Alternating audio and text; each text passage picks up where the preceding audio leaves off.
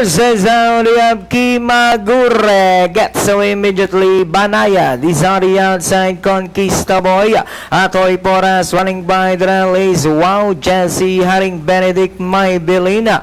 And trailing the group is Gabby's Choice. That's still Kimagure by about 2.5 lengths. Banayad still in second. Wow Jesse now in third. Conquista Boy in fourth.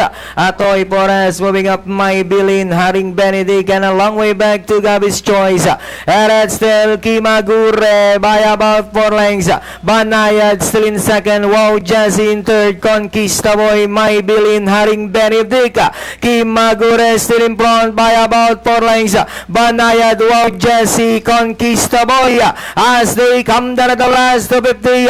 And that's still Kimagure, Banayad, Conquista Boy. Wow Jesse is running by the Kimagure, Conquista Boy in the middle. Banayad moving up on the outside is Maybelline.